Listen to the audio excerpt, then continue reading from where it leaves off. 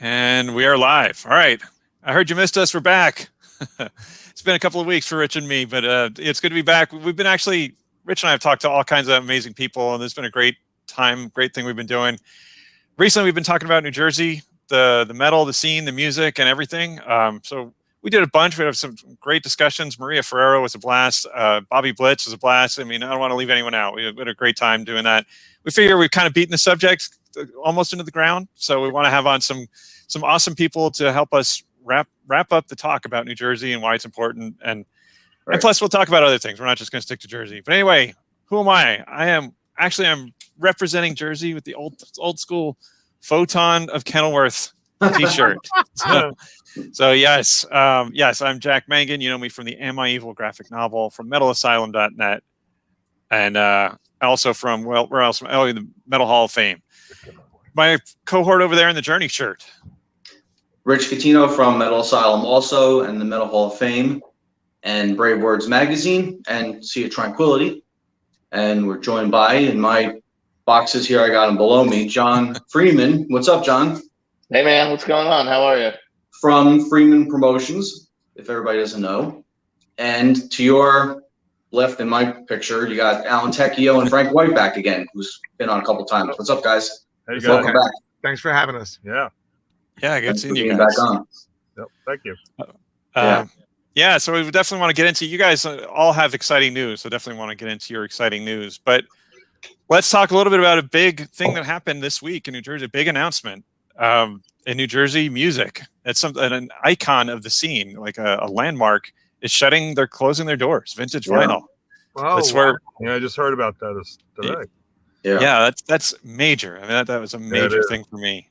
I used to work at Sam Goody on Route 22, and I would drive all the way down to Ford's and buy my stuff from Vintage Vinyl, even though I worked in a record store. So, right. I mean, it's a huge deal for New Jersey. So I don't know if you guys want to comment. I'm going to share this thing around and look at other screens for a second, but I don't know if, like I said, to me, that seems like that's where we have to start because it's such a major. Yeah, well, I mean, that's the record store I think where pretty much everybody went to get all their hard rock and metal and imports, right? And album signings with bands and stuff, for sure. Yeah, definitely. Yeah. I can remember going to tons of. I would lead them forward. I remember. I don't know if I was at there was a Whitesnake one time. And I remember the story, but they didn't have like enough security, and they like rushed the stage and covered it. I was like, oh boy, just not having it. But yeah, I mean, so many stories from that place, man. It wasn't even just buying the records; it was like the people and seeing, like, going to the in-stores and all that stuff. Mm-hmm. Yeah. How long has that been around? Do you guys remember when it stared? When it opened up there? It says 42 years, I think. Was it? It opened up in another town. It was in Essex County. Was it Irvington? I don't know. I think because we're doing with the Jersey Metal Book, we're gonna put advertising in there on the different record stores and other shops that opened up during the years that we cover. And we had ads for the original Vintage Vinyl store.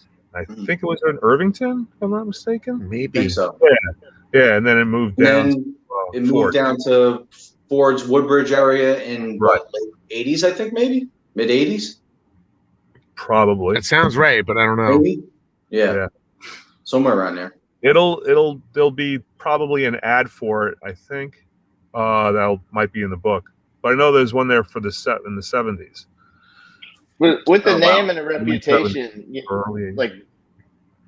with the name and the reputation like they have, like this legacy, you would think maybe they would want to sell it.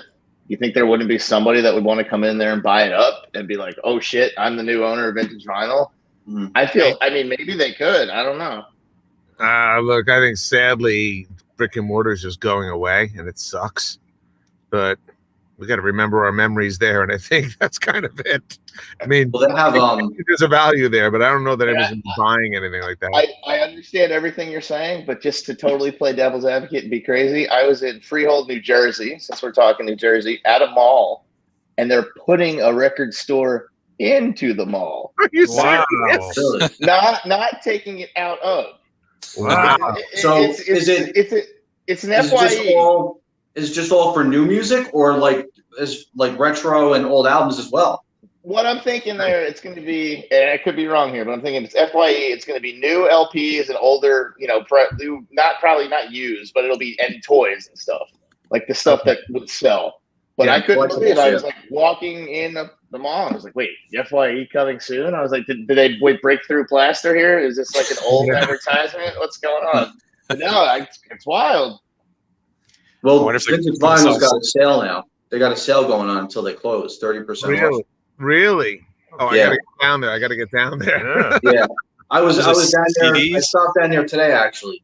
And I Yeah. picked up CDs, a few vinyl, things. tapes. What are What's that? what are CDs, vinyl, tapes. I mean, I guess Everything. for FYE. Oh yeah, everything they have. Yeah. down there. Everything, yeah. Was there good And- stuff and there? stuff's- Was there good stuff?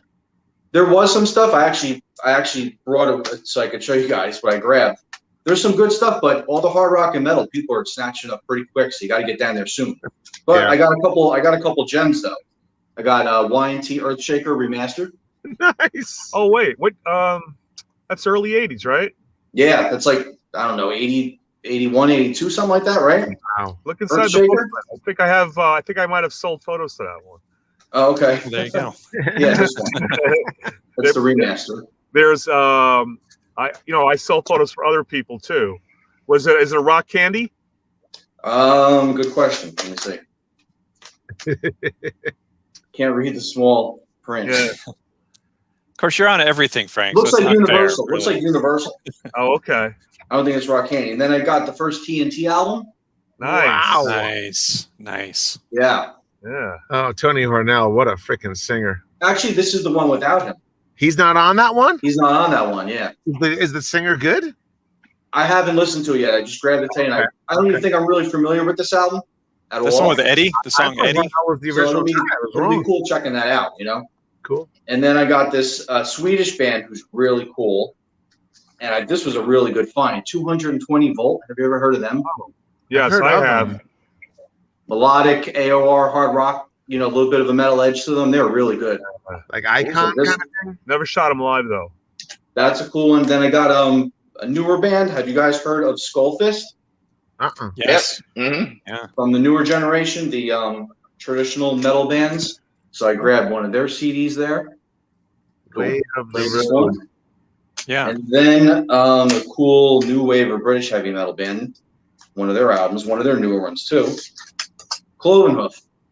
Oh, yeah. Oh wow. Oh, That's a great album, the newer one. yeah. Newest, I think is actually the newest one. Okay. Yeah. And the Atlantic Years set from Rat. Remastered. They're all remastered. Very Yeah. cool. Nice. It's the Yeah. first four, So first five. yeah, the first 5. Yep, up to Detonator. Nice. Wow. So yeah, it's a cool set. So yeah, there's some good stuff down there, but I don't know how long it's gonna last because when I was there today, there was a lot of people shopping and a lot of people in the metal section. So you got to get down there. Sure. I can get there Thursday, so I'll see what's left. Yeah. But you got to go digging through the bins and everything because that's where I found this stuff. It's not, Right.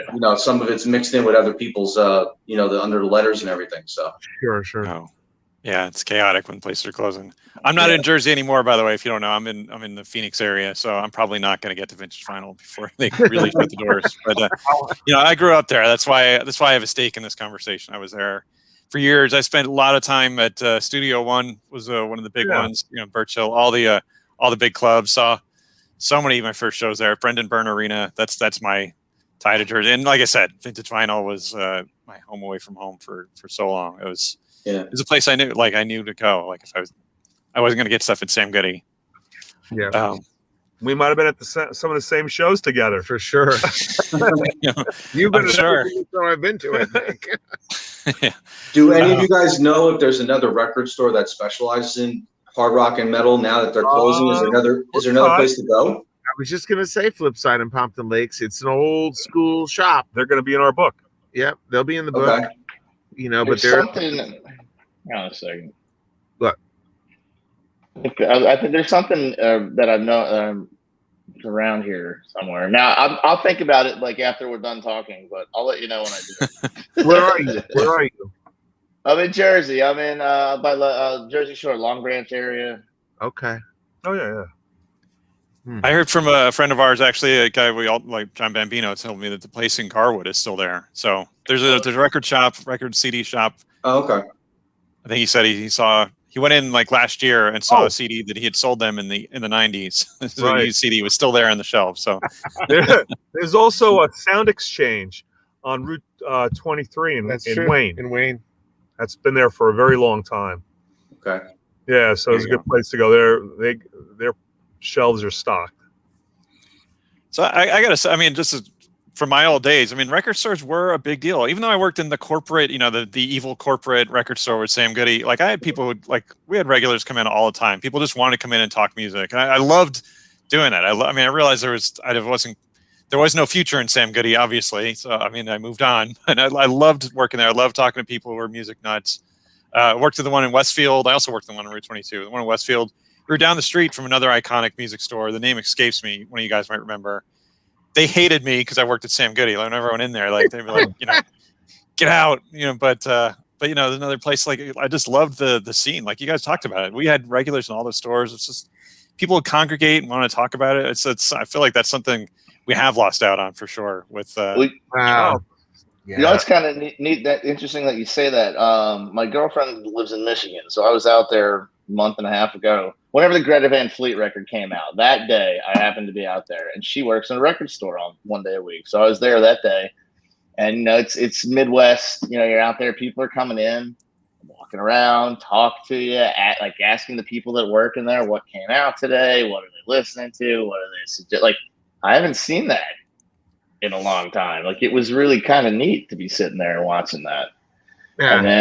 And then they went through like 50 copies of the Greta Van Fleet LP in like an hour. Like people were like bang, bang, bang. Oh, that's great. that's cool.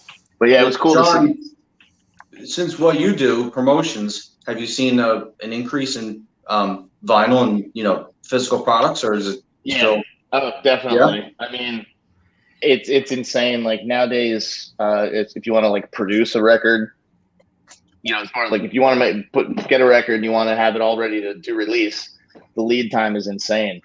Like there's like shortages. There's like not enough plants to do it to like really get to the capacity that what they need. And obviously, COVID made things a little more difficult.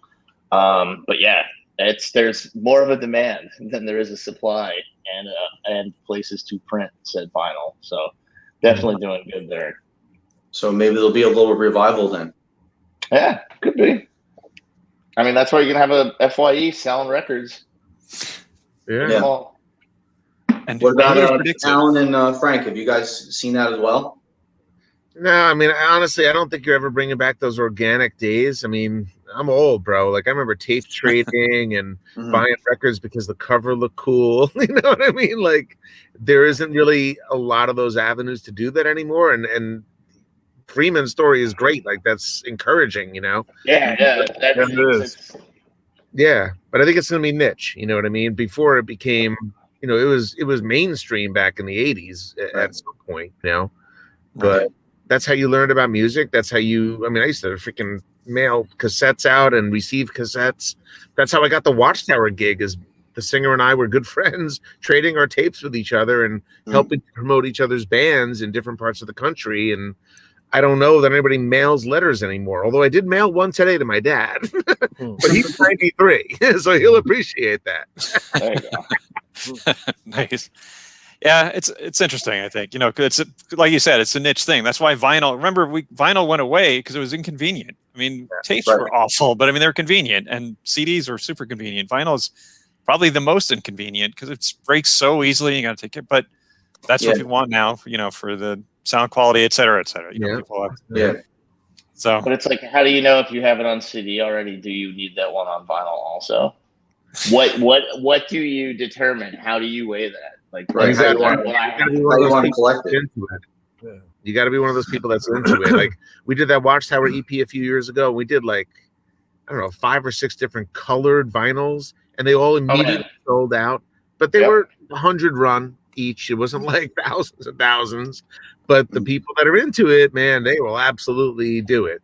And now there's like you do different variants with different like retail folks. Like certain magazines are doing like that, like they're gonna do 300 green vinyl.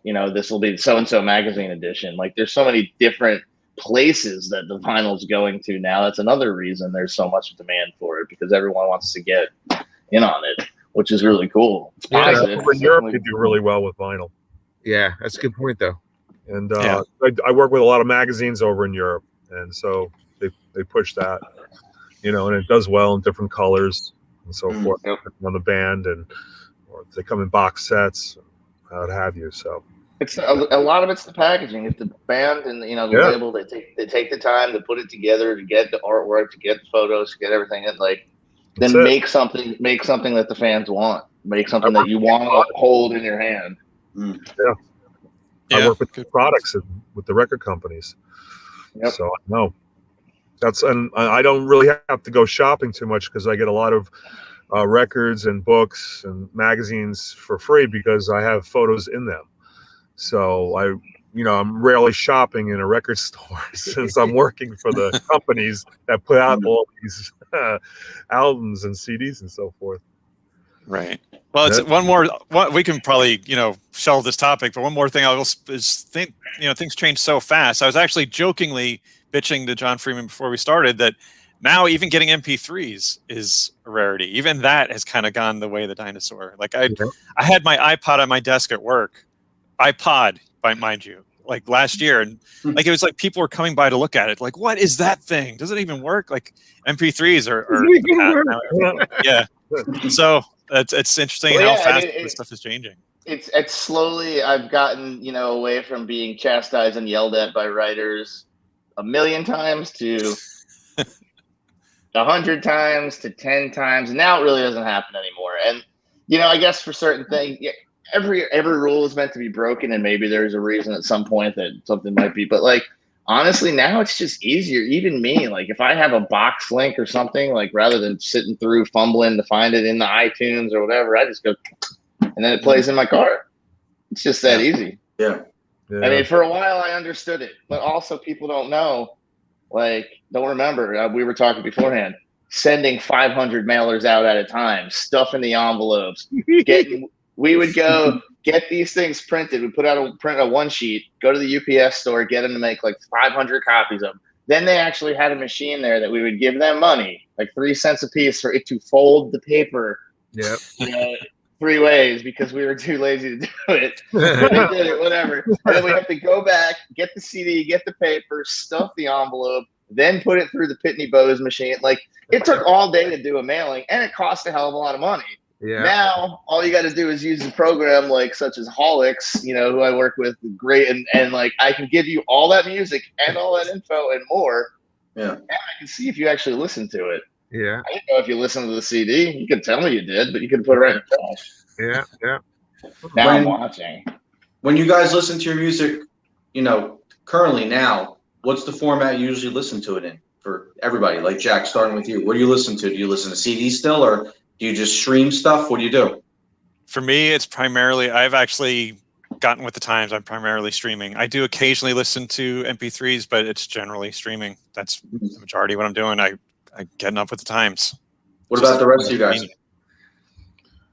I guess I listen to music in my car, or I'll go on to YouTube, and check out music that way. Stream it.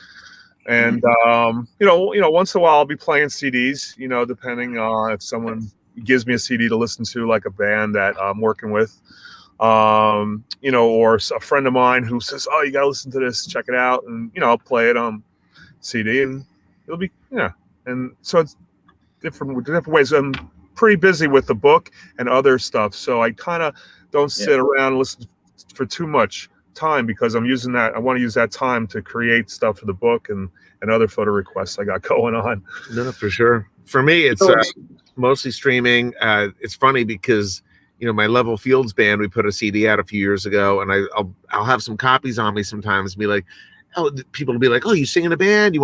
Can I hear what you have?" I'm like, "Yeah, I got a CD." And I'm like, "Yeah, I don't have a CD player." Cars don't come with those anymore. I know, nobody has anything anymore to listen. But newer cars, though, still put a CD player in them. Some of them. My car doesn't have. You have to buy them aftermarket. Like you have to when you order the car from the dealer, you have to say, "I want a CD player." Right. And you have like another whatever it is. But the CD player in my car right now, it's actually used as a holder for the cradle for the phone, you know, like, so it's this little plastic piece, and you jam it right into the CD player. Like, Oh so man. CD player's not worth using. Just jam this plastic thing in here, and that's Wow. Oh my God. But you know, You have to post a picture of that on your, if you haven't already, you got to post a picture of that. Just Right. on your social media. That's fantastic. That's yeah. sign of the times, man. Oh yeah. And as far as like medium I'm listening to, I'm sitting around the house or whatever, I'll be listening on a record. But for work and stuff, usually I'll have to download it, you know, so I can hear it, or I'm listening to it from like a protected stream or whatever. But I'm also usually listening to stuff way early. So by the time everybody else gets to hear it and they're like, oh, stoked on it, I'm sitting there going, man, I heard this record for a long time right now. What can I hear now? But that's, you know, such is life. What a horrible problem to have, you know, getting to hear music early. I will tell you, I have the whole new Confessor record. I can't share it with anybody, but they just wanted me to, Scott Jeffries and I go way back, and he wanted me to like just give him my opinion of it, and it's phenomenal and awesome. And that was all MP3s, you know. Yeah.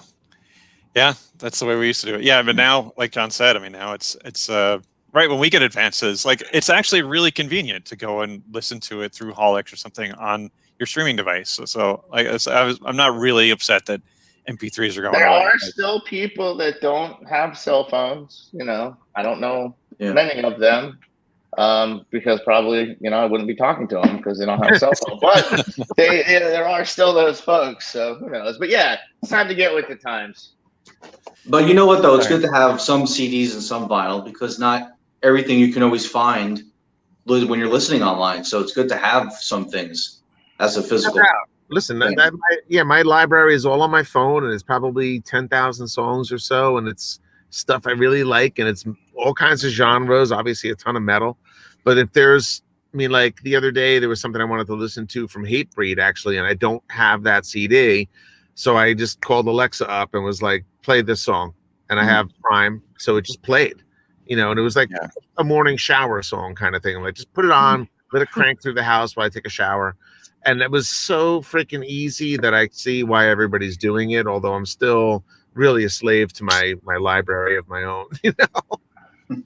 But I got to ask Frank, like, how is this affecting the photographers? Because obviously it's not as easily as accessible. Like we were talking about, you buy a record, even you buy a tape, they're tiny, they're like that small, but you can still see the band photos and you can still see all of your work. I mean, those come like the stuff, when we download a bundle from Holix or even just whatever, when we check Holix, it's got all the photos, but the general record buying public, I don't think they're getting that. Like if you buy from Amazon, you're not getting like all of your work. So how is that affecting photographers of the world? Well, with me, I mean, I'm doing quite well right now. You know, I was even doing fine when the COVID was really, you know, taking everyone down. I was still selling away, working on the book. I was selling photos to like record companies like Rock Candy Records. I was selling photos to magazines in Spain and book writers, authors, and and so I just work with whatever comes my way. You know, there's a lot of different projects out there. I just sold a photo to like BMG for an ELP box set.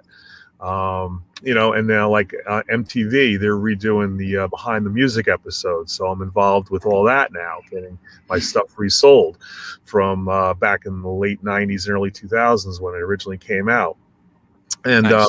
you know, I'm doing the documentary with the Jersey Sound, where I'm selling a lot of photos to that from the past. And, you know, and these days, the bands that I'm seeing, you know, they're not like, you know, the big national touring acts, because they're not, you know, around till like later in the year. So I'm getting to see more like newer acts, you know, that are either not unsigned or, you know, maybe a cover act or maybe different than metal, you know, checking out. And so I'm just seeing a variety. I was always into variety of music. I was never into just metal, you know, rock, pop, hardcore, punk, southern rock, you know. There's so many different genres of music I've listened to over the years and photographed. So, you know, I have my ears out there all the time listening to some, you know, whatever the good sounds and new sounds are that I like. Cool. Yeah. It's encouraging too. Yeah, like I said, I would be concerned that with the way things are changing, that photographers would have less avenues. But I'm glad. Yeah, some photographers probably do. I just happen to be in the business, for over in the magazine business and record company business for over 35 years. And so a lot of people now come to me like every week and ask me, "Hey, do you have this? Do you have that?" I waiting to hear if I have photos in the Rock and Roll Hall of Fame this year, which is happening, in a few months. And I have more photos that are going to be asked of me for the Jersey Sound documentary. I just did something for Metallica with a program out in England. So, there are a lot of avenues for me personally to work with. Besides just albums that people aren't certainly buying CDs. Yeah, so it's just a variety of things. All right, cool. All right, Rich, I know we got questions here. I know we haven't talked about New Jersey at all, except for vintage vinyl. That's all right. This has been a good conversation. I think we're doing fine. It's all related. Yeah, exactly. We're winging it. But Rich, go ahead. I know you have some questions. So. All right. So, John, for people who are not familiar with what you do and maybe your connection to New Jersey music and New Jersey hard rock and metal and some of the bands you're working with, maybe from the past or currently, tell everybody a little bit about what you do. Well, I have a PR company. It's called Freeman Promotions. It's been around 11 years. We were going to have our 10-year anniversary party, March 29th of 2020. They invite us in Brooklyn, where one of my clients, a band you guys know as GWAR, were going to come and play at the bar, and it was going to be awesome. And then, COVID. So that didn't happen. But anyway, so yeah, I do press for a bunch of, rock bands, metal bands, GWAR. I work with Spine Farm Records, so Bullet for My Valentine, Atreyu, with Napalm. Monster Magnet. There's your Jersey connection right there. I talked to Dave today. Monster Magnet over there, but Andrew WK, Alien Weaponry, all over the place. But yeah, and Frontiers as well. I can't forget where I work with them. We've got a new Night Ranger coming out in August. Nice. I'm sure, Frank, you've probably done some stuff with a bunch of the artists over there. All of them. I worked with you over the years with plenty of your bands, and so I'm glad that you're around to help out the metal world. Yep. On Napalm, we've got a new D. Snyder solo records coming out the end of July. Nice. Yeah, I'm just working with a ton of bands. I've been doing it for a while. I started at SPV when they had an office in Red Bank, New Jersey, 12, 13 years ago. So there you go, more New Jersey for you. Mm-hmm. And when that that went away, and then I worked at another company for about 9 months, and then I left there and started the Freeman Promotions. I've been doing it since. It's been a pretty cool ride, and doing PR has definitely been fun. Gotten to see a lot of great bands, gotten to meet a lot of cool people, and do a lot of cool stuff along the way. Oh yeah, I can see that. Yeah, it's being a little. I mean, you're being a little modest. I mean, he's had some amazing bands over the last couple of years. I mean, one of my favorite albums was one that came through you. Is the Draconian album. That band is. Draconian. We can keep going. I mean, like Ginger. Ginger's big time. Already said Atreyu, of course. And we said GWAR. We've got Ishan on, and that's you're a fan of that. God, I don't know. I'm just looking at this one list here. You guys put me at Life of Agony. Dennis DeYoung. Let's talk about that one. We just did Dennis DeYoung's. Cool. We just did Dennis DeYoung's final studio album. Wow. And he's a character. He's been an interesting guy to work with. Just being behind the scenes and getting to meet these people and talk to them and see how they work. Like something else that I just did that was insane was last Friday, Fox News. Take it or leave it. I don't care anybody's opinion on the channel. There's a show called Gutfeld. And Blothar, the singer of GWAR, was a guest this past Friday on Gutfeld. So my job is making that shit happen. And that was the best part. Just to sit back at the end and watch that. I was just sitting there, and here I am. He takes up the whole screen, and he's literally talking to Greg Gutfeld about the GWAR rye whiskey that's out now, saying that it is made out of food coloring and hand sanitizer. And all this funny stuff, and like it was just great. But you're thinking, wait a minute, the singer from GWAR is on Fox News. Yeah, why the fuck? Oh, sorry, there's the F word. Why not? That's all right. It's all right. It's all right. And that's what I like to do, and that's where we get to have fun. Sure, I get to talk to everybody. Let's set up an interview, let's set up a review. But when we can do something crazy, like it's wild. They were on CNN in April last year talking about the quarantine. Like, that's where we have fun. But yeah, GWAR attitude. I love it. yeah. When I go to your, like, I'm at your website right now, all these bands that are currently listed, that's your current roster, right? All those, this is up to date? No, some might need to be like pushed to like, this is not currently active right now or whatever, but it's all they've all been working with at some point. It needs to be a little bit tweaked. I mean, your current roster, you got a ton of bands that are, you got going on too. What's that? There's a ton of bands you have that you're currently working with when you go to your current roster. Yeah. What's awesome about working with tours? Tours are finally getting announced and happening and whatever. I was telling you guys, I saw the Foo Fighters show. I'm a sheep. Anybody's got a problem, they can come talk to me. Like, give me my email address. There was literally people protesting outside of Madison Square Garden with signs telling me like I was a communist because I was going into a show that it had to be vaccinated to go to. And I looked at him and I'm like, all right, cool, I want to go enjoy my show. And then I went like this, hoping that I shed a little bit of my vaccine off. I mean, come on, if you people are that goddamn stupid, then just whatever. But that was there. That's what I got to say. Live shows. I work with the Dead Daisies. I'm going to see them in Detroit next week. I'll call you for that one. Yeah, man, hit me up. But like, it's just so awesome to see that this stuff is happening. Because one of the biggest things like a publicist can use, honestly, if it's a newer band and an up and coming band, is I want to get you to the show. What's a better way to sell you on something than to go get you to see it live? And for the past year and a half, I haven't been able to do that. Right. So I'm finally going to be able to have that again. And I think there's going to be a lot of people noticing a lot of bands that they haven't, just because there haven't been the opportunity for it. Have any of the bands you're working with, have any live shows coming up that you can announce? Yeah. Well, yeah, I can tell you exactly. The Dead Daisies are touring. They have a few dates in June, at the end of June through July. Ginger has announced the tour. They'll be back in October, I do believe. GWAR just announced their tour last week.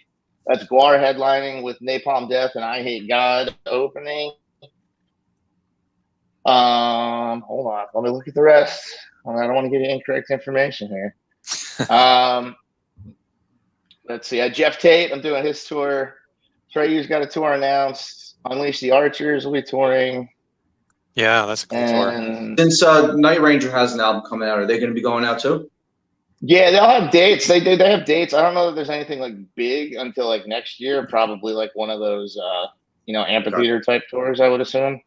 Okay. Alien Weaponry's got shows. Andrew WK, Anti-Flag. Like, so there's stuff. It's nice to see, and all those. And then we've got bands on those festivals too, and everything. So it's great. Like, it's just it makes you feel good again. And to go through Sunday and be at a show like that, and like, you know what? I'll deal with people. People protest stuff all the time. At least Ricky Schroeder wasn't outside MSG like he was at that club in LA. I mean, I guess, finally his 15 minutes ran up from being on a fucking TV show in the 80s. So he had to go out there and tell people that Dave Grohl is a communist. So whatever, man. How about I see Powerwolf is on your roster. Are they you working with them still? Brand new album coming out. Do you think they're going to come here? Because they have not come here July yet. 16th. I don't know, to be honest. Call the Wild out July 16th.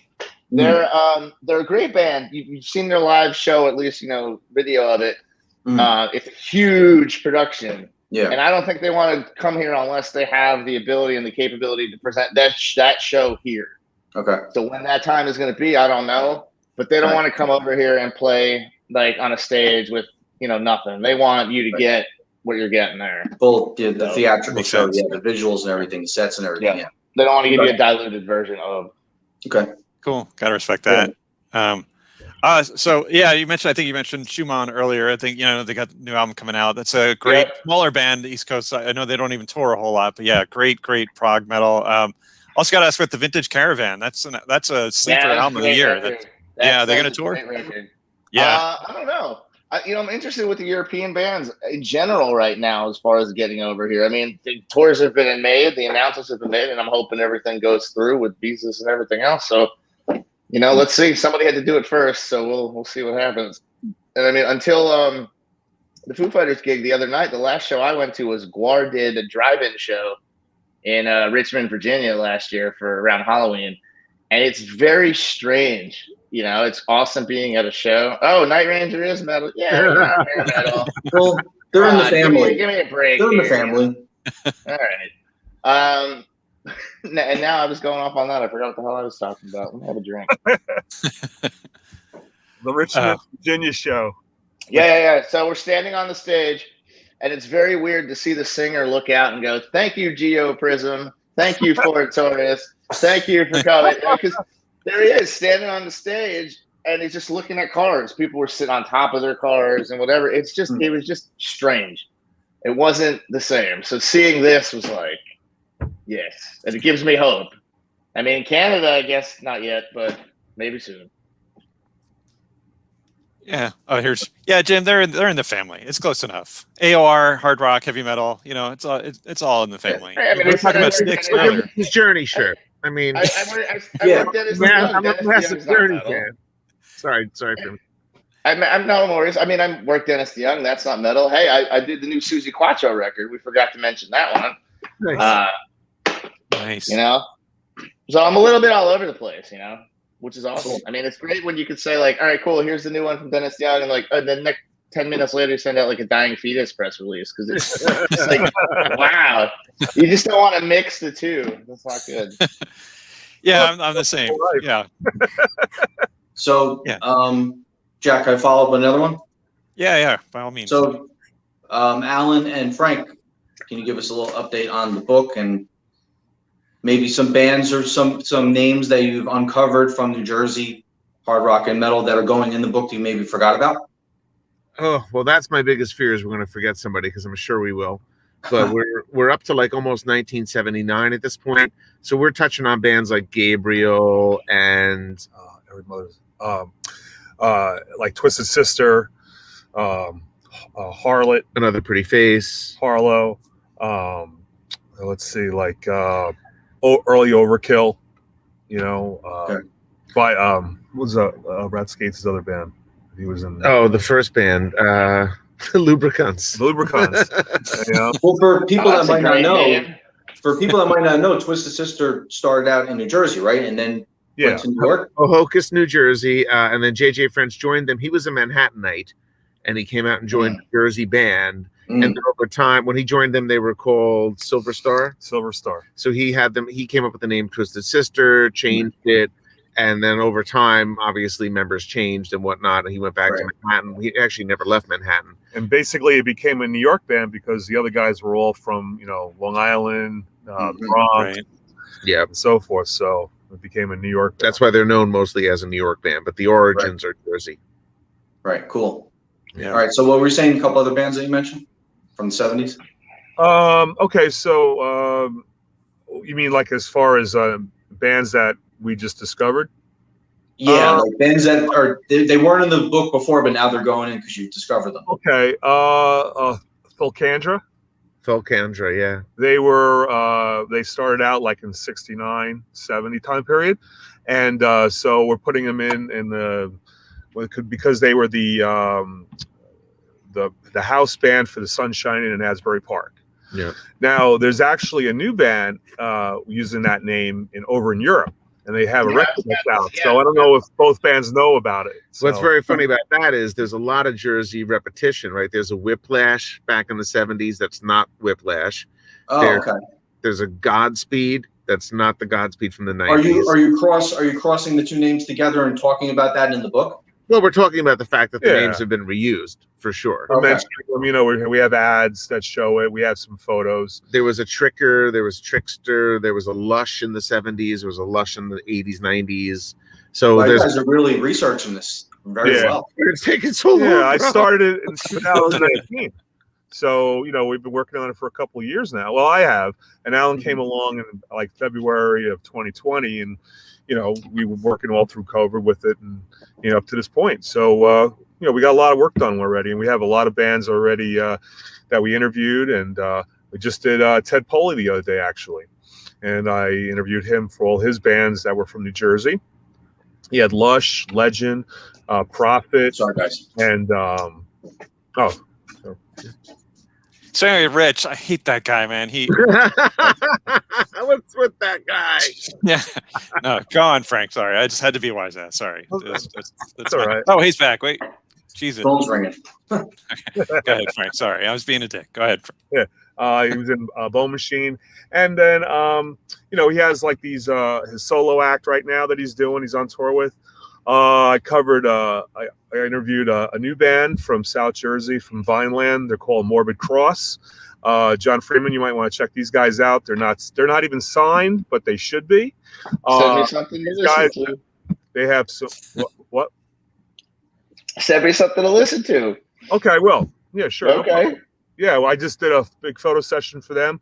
They're going to be on our 2021 pages, along with other stuff I did this year so far with the band Attacker, New Blood Feast. I did their promo picture over at their studio, and they're working on a new record. So I'm working with those guys, and I'll be doing Toxic in a couple weeks. I'll be doing a photo session for those guys. See how that goes. And so that's what some of the latest stuff that will go in. And I just photographed Billy Monroe, his band Gypsy Souls, and Billy Monroe and the Soul Survivors. He was originally in Monroe, the singer of the band. So I'm going to have those his bands in the book, back in the day and then currently. Cool. Yeah.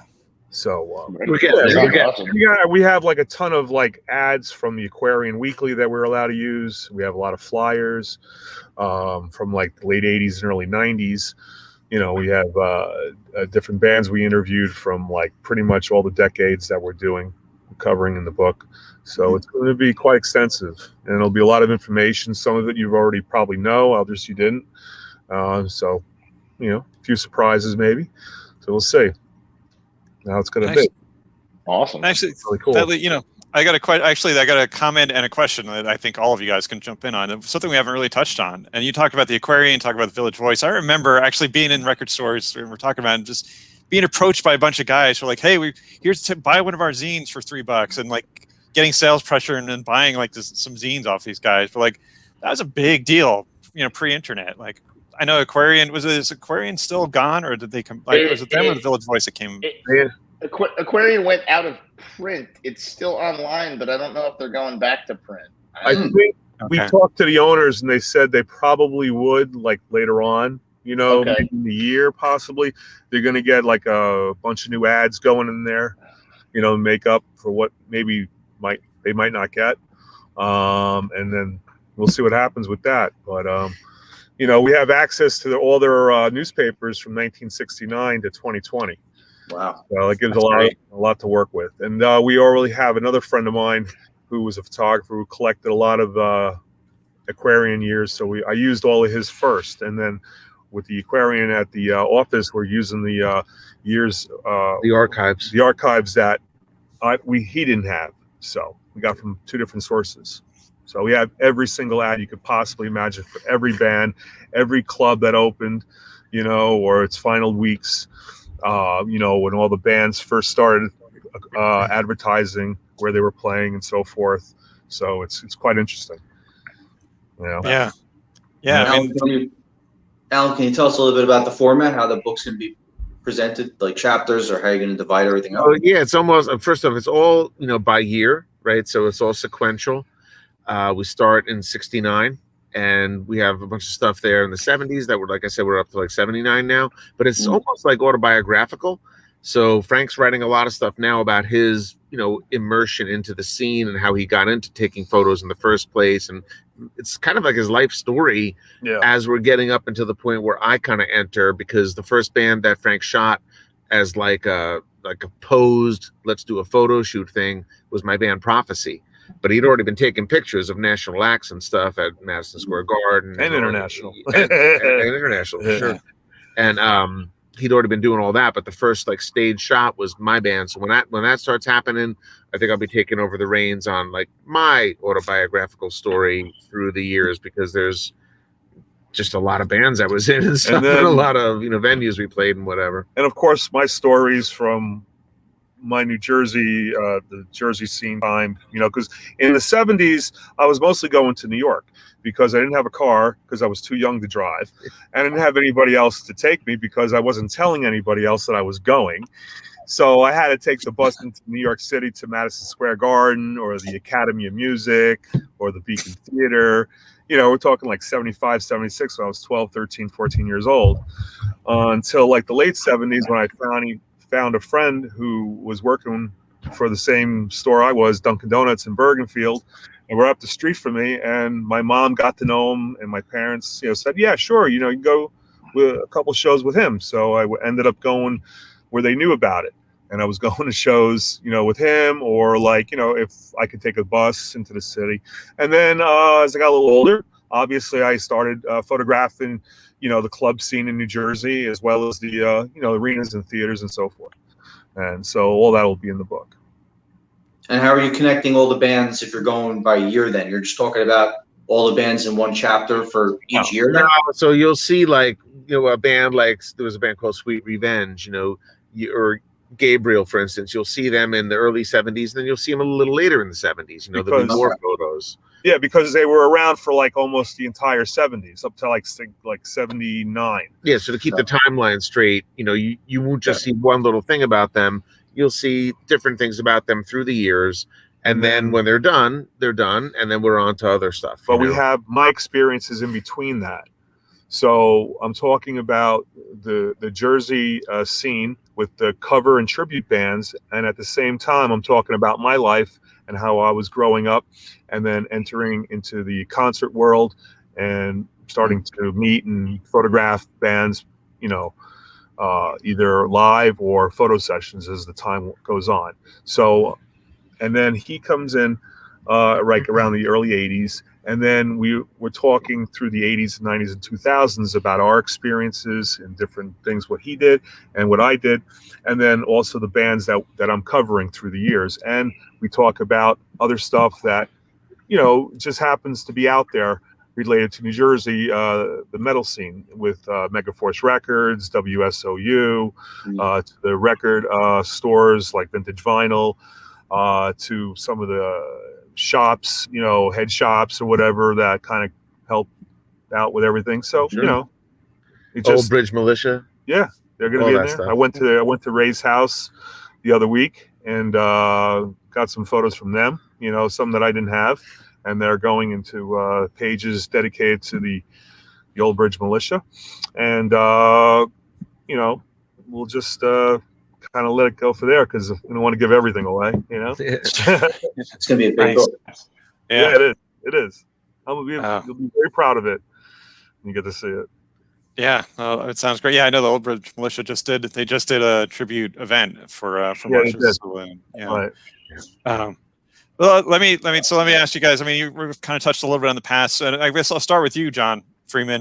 But talk about like what as a young kid in Jersey and in North Carolina, like what was it that kind of led you down this path to working in the music industry? Like, were there certain bands or certain concerts, or what was it that led you guys? All of you guys. When I was a kid, when I was younger, like my dad played records and stuff for us a lot, and like I don't know, somehow, and you guys can all make fun all you want. Somehow he got me hooked, and Yes is like my band. I work my metal, I work my era, but Yes is like what Dad brought me up listening to, and so I remember the first show I saw was, I don't remember much of the show, but it was at Brendan Byrne Arena at that point. It was the Union tour. So it was like when all of them got together and did one album, and you had like 2 drummers and 900 guitarists and everything else. But I was like 6 years old, so I know I was there and whatever. But but then I've seen Yes like a bazillion times since, and every offshoot thereof. But like that was like getting me just going to shows, and then I was too young when I lived in Jersey to go to like Birch Hill or whatever because we moved to North Carolina when I was like 14. But then I started going to club shows around there. And I mean, I saw GWAR for the first time. I was 16 years old. It was an Easter Sunday at Ziggy's in Winston-Salem. And that place was like an old circus tent. Like it was a killer venue. But like, you know, just doing that. And then when I went to college, I got into radio and was doing radio and stuff. And then I worked in radio in North Carolina and did a metal show. And then went from that to going to work in the industry. And then, yeah, so shows, man, definitely started going early. When I learned when I was doing radio, when I learned I could go to shows for free, you know, I you know, Nice. Yeah. Yeah. I know. Yeah, you got me beat. You got me beat. My first show was 14, but I was at the PNC Arts Center. So is it not called the Brendan Byrne Arena for you guys still in Jersey? Oh, Is it's it closed. It's called nothing now. It was the Izon Center, and now it's called the Empty Izon Center. Building. Right. Oh, it's Right a now big it's empty called building. Empty Building. Yeah. Wow. I got Wow, a quick story. I got an assignment from Thrasher magazine to cover GWAR down in Richmond, Virginia, at their slave pit. Yeah. In, Oh yeah. in 1990, when they were filming Skullhead Face, and it was like one of their first videos, I think. Yeah. And Scott there, I remember getting there early, and I met the guys, of course, without their makeup, but I kind of kept it where I was photographing them with just all their makeup on, you know, but they were doing the Skullhead Face video, so I was kind of getting the behind the scenes look of how they were That's doing. like one of the biggest things, pulling back the curtain a little bit. I hate it, and we can't, like, if somebody tries to get a picture of them and they're like half in, half out. No, I would never even like, show. I would never even show. Oh a no, picture. no, I get that. Yeah, like, I have to tell people that. I like to keep everything covered. You know, like it's like the mask of the Lone Ranger or, you know, Batman. You know, you don't want to kind of keep everything together. So, but they showed me the attic where they had all their costumes, you know, all laid out and how they make them, and they have college kids come over and help them out, I guess, to get points in college and all. And they were really awesome. They let me photograph the whole video. They also gave me their comic books. They gave me a Gorgo doll. They gave me, I think, baseball cards. I got got a whole bunch of great stuff for them. And then of course I had a photo in Thrasher. I had also something of a video still in the in Spin magazine back then. Oh, nice. Very nice. Well, let me leave you with one crazy GWAR story now that you mentioned it. Well, it's like one crazy, but yeah, one. We were at I would go with Dave Brocky, aka Odorous Urungus, and we would do press days. And like we would be walking around walking around New York City and have to go to like do an interview here, do an interview there. And so at that point, we would take the costume around in a duffel bag, like a hockey bag, you know? Oh, no. So, like, you'd be walking down with it in the street, whatever. And I never knew it, you know, when I learned how to be a publicist, I was going to be carrying, you know, GWAR costumes. But, hey, whatever. So we're walking down the street, and we're about to go to Fuse to do an interview there. And by this point, it's been a long day. The bag is ripped, and there's, like, pieces of the GWAR costume, like, sticking out of the side. There's like a spike, and you can see stuff. So some random guy walks up, the two of us, looks at us both, and goes, "Oh, hey, are you guys in GWAR?" And Dave Bracky, straight faced, looks at him. No, we just carry their shit. And that we just, you know what it was. We just kept walking right on by, and that was the end of that conversation. That's the best part. So, but. These are the kind of stories that I have. If I ever did a book, I don't think I could do one. The stories would probably be that bad. I don't know. That's a great story. Actually, I didn't know, John, that you had been with them long enough to work with Dave Brocky. I mean, what a legend and what a loss. I mean, it was just amazing. See? Oh, wow. Oh, cool. Nice. Oh, so the other way. Yeah, there you go. That's Odoris's hand. Him and I were tight. Yeah. My dog, who's sleeping over there somewhere. My dog's name is Odorous Humongous. He's asleep on the couch. So, but yeah, guys, hey, this was fun. Definitely. Let's do this again sometime for sure. Yeah, it's been great having you on. Yeah, do you want to, I mean, yeah, if you guys want to just on your way out, you want to just drop any promos, promote it, whatever, and then we'll let everybody get on with their night. You told us bands that are going to be on the road, so can you name some albums for people? Name some albums for people to look out for, and then Alan and Frank give us an update on what to look for coming from the book this year. All right, so new D. Snyder solo record, July 30th, Leave a Scar on Napalm Records. On Spine Farm, got a new Bullet for My Valentine's coming out in October. SPD, there's a new Axel Rudy Pell record. There's a Sodom EP coming out. Frontiers, I said Night Ranger. Seven Spires, really good band. They're going to have a record coming out. There's a LA Guns studio record coming. Right. There's just so much that I can't even tell you. And there's tours, and that's all I care about now, tours. Let me run those bands one more time. Andrew WK, Ginger, Anti-Flag, Broken Love, Alien Weaponry, Unleash the Archers, Dead Daisies, Aether Realm, Jeff Tate, GWAR. Bands are on tour. Nice. Fantastic. See you later. All right. Thanks, John. It's been an honor. A lot of fun. Cheers, John. Take care, guys. All right. See you. And if you guys... Frank? Yeah. Oh, now we see the in between you both. Yeah. So go. updates on the book for the year. What can people look for? Is there going to be something on Facebook updates? Is there going to be a page? What's going on with that? We'll probably have we have the cover already laid out, and we have a thing where we'll probably have the ad with a link to pre-order the book in the coming months. We really want to get a little bit more comfortable how far we can get into the book before we start advertising, because we're trying to have it out by the end of the year. Maybe around Christmas time. We'll see how that works. But we have a book company in mind that we want to use, and they're going to give us a pretty good deal with distributing and all that good stuff. So I think we're going to go with them. And I guess we'll give updates when they become more available. So that's what I can say right now, because we're kind of like still kind of getting through the 70s, and then into the 80s is going to be massive. There's going to be so many bands and stories and so forth. So it'll take up a good part of our time through the rest of the year. Just from the 80s alone, how many bands did you kind of count so far? Do you think? Oh, bro, I would say I would say probably over 100 for sure. Wow. Yeah. Dude, I have like 15 pages from just 86. Oh my God. We have to crush this down and condense it, and that's why we don't want to make sure we forget anybody. We want to make sure it's all as complete as possible. Yeah.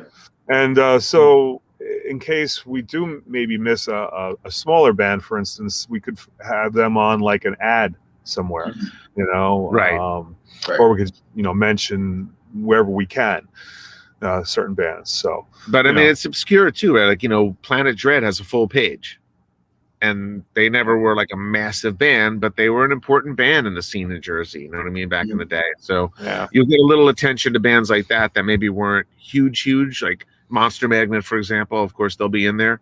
And they became a big band, but it'll be a little bit of everything. Well, it sounds like the right way to do it. Yeah, I mean, right. Planet Dread. I mean, you heard them mentioned like every time I turned on WSOU, I heard them getting mentioned or getting played. So yeah, you're right. I mean, and it's awesome you guys are doing this. So definitely look forward to it. I'm glad to hear also that you're looking at getting it done this year. You're running out of time, so stop doing these. I know, dude. We're trying. We keep get sidetracked by these podcasts. We appreciate you having us on, guys. It's great. Yeah. Yeah, it's been awesome. We'll check in with you again in a few months, or after the summer or something, and see what the progress is like. Awesome. Okay. Awesome. Yeah, absolutely, by all means. Yeah, but anyway, this has been fun. Like I said, I appreciate having you guys help us, because like I said, New Jersey doesn't get a lot of love in the music history. People talk about New York, LA, London, but New Jersey they're going to learn about it now with this book. Yeah, that's why we're doing this book. Yeah. So many metal people came from New Jersey. So many metalheads, like even Rudy Sarzo. You know what I mean? Like, he's a fucking Jersey guy. So you gotta touchstone. The book will be the touchstone, hopefully, for everybody. Yeah. And I've heard from other bands how Europeans, they love the New Jersey heavy metal scene, and so that's encouraging. So we know that we'll get some sales over there too.